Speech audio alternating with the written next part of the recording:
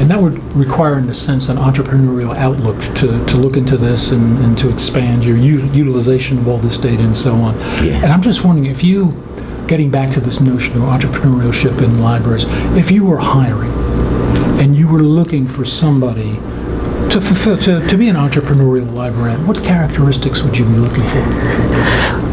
Wow, that's just a great question. I think it's probably the most important question, and I'm not sure, again, that our libraries are as thoughtful as they need to be. I know back in the day when Google was, they were counting the first 10 employees, the first 20. I was number 60 at Google, whatever. The founders, Larry Page, Sergey Brin, and others, were involved in every hiring decision and tried to stay involved, we're at the point where they were at 1,000 and 2,000. Eventually the scale is just overwhelming. But it's a very intentional hiring process still. It's still a very big deal to give a job or get a job in some of those places.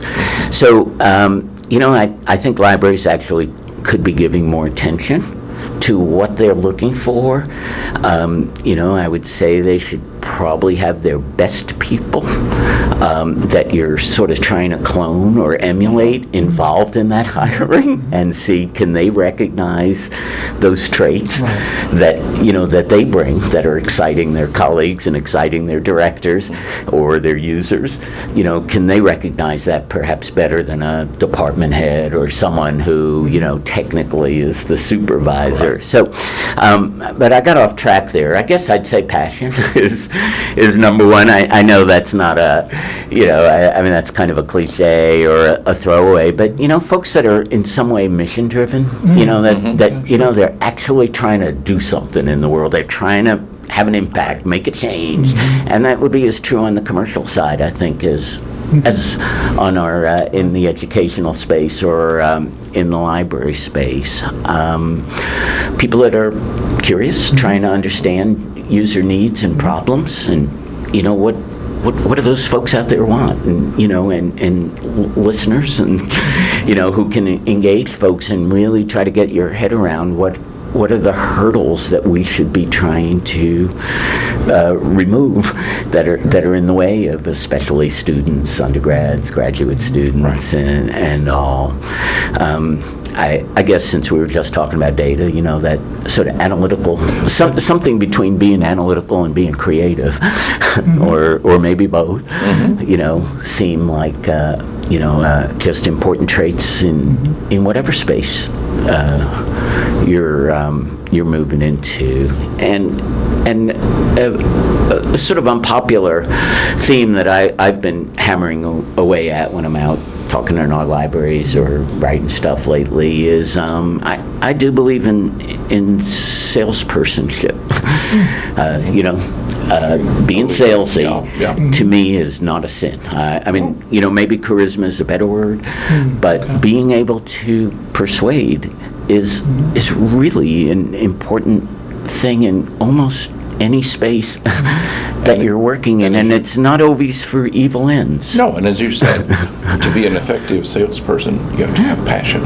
I think that's right. You have to have a dynamic interest in what you're trying to sell. That's right. And I think maybe since you referenced this panel tomorrow, that's the kind of thing. You just sort of, you kind of get swept up in some of these folks who are just, energetic and passionate and, eager to, get going and make a difference. And, that just seems like the best sales pitch of all, is that, you really do want to,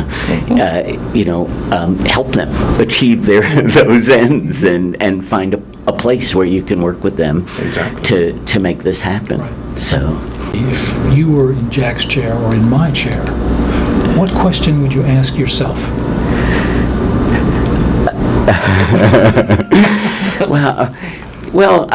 I think I think I shared with you maybe that I'm sort of moving now toward a retirement date, which is closing down. So I'll be turning over the reins of my job in right the last day of February 29th this year.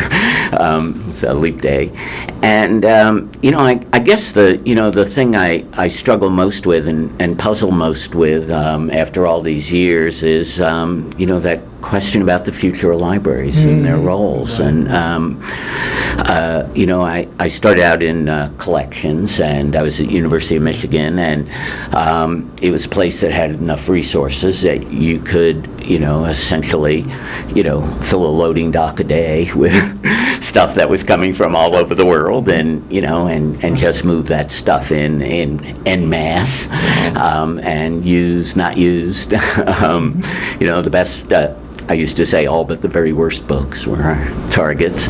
But, I'm just so convinced now that that really that's just not the space to be playing in for the research libraries anymore, that it's just not about the stuff, that it's really about people actually in a position to help undergraduates in particular. I'm a little more dubious about that that holy grail of we want to be research partners to our faculty, and I get the importance of research on our campuses, but it's just so unpredictable and it takes such high skill levels.